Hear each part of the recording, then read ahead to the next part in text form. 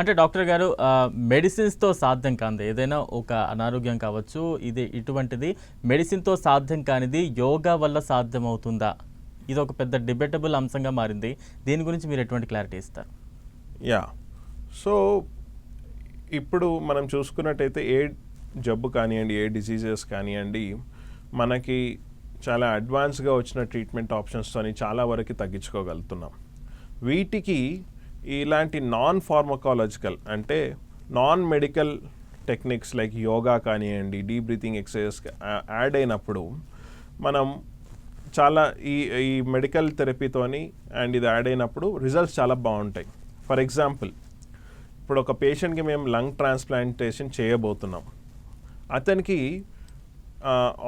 ఈ లంగ్ ట్రాన్స్ప్లాంటేషన్కి ముందు ఏం చేస్తామంటే పల్మనరీ రీహాబిలిటేషన్ అనేది స్టార్ట్ చేస్తాం. అంటే ఆయన ఊపిరితిత్తుల చుట్టూ ఉన్న మజిల్స్ అన్ని స్ట్రెంగ్తన్ అవ్వడానికి మనం పల్మనరీ రీహాబ్ అనేది స్టార్ట్ చేస్తాం. అసలు ఆ పల్మనరీ రీహాబ్లో ఏముంటుందండి?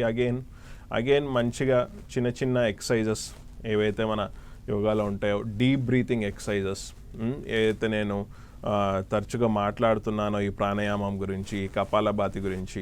సో ఇవన్నీ ఏన్షియంట్ సైన్స్లో ఉన్నదే ఇప్పుడు మోడర్న్ మెడిసిన్లో ట్రాన్స్లేట్ చేసి సైంటిఫిక్ బ్యాకింగ్ ఉంది వీటన్నిటికీ. అంటే రెస్పిరేటరీ ఎక్సర్సైజెస్ చేసుకున్న వాళ్ళు లంగ్ ట్రాన్స్ప్లాంటేషన్ ఇంకా బాగా తట్టుకోగలుగుతారు. లంగ్ ట్రాన్స్ప్లాంట్ అయినాక కూడా ఇంకా వాళ్ళకి ఊపిరితిత్తులు ఇవన్నీ బాగా పనిచేస్తాయి అన్నట్టు.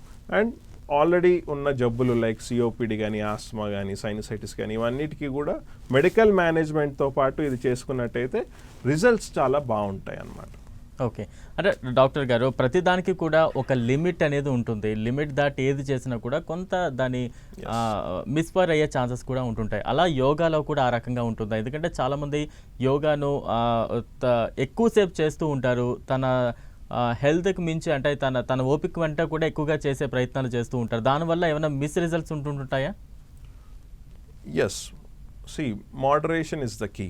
అంటే మీరు ఏది కూడా చాలా ఎక్సెస్గా చేయొద్దు, చాలా తక్కువ చేసిన బెనిఫిట్స్ రావు.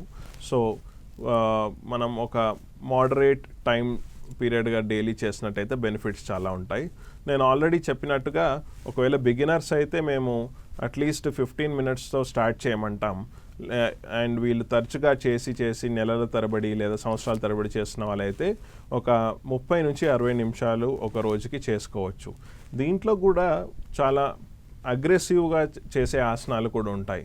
అలాంటివి రెగ్యులర్ లేదా మనకి ఇప్పుడు ఉన్న లైఫ్ స్టైల్లో అంత అగ్రెసివ్గా చేసుకోవాల్సిన అవసరం లేదు. మినిమల్ ఆసనాలు చేసుకొని మినిమల్ ప్రాణాయామాలు చేసుకుంటే సరిపోతుంది.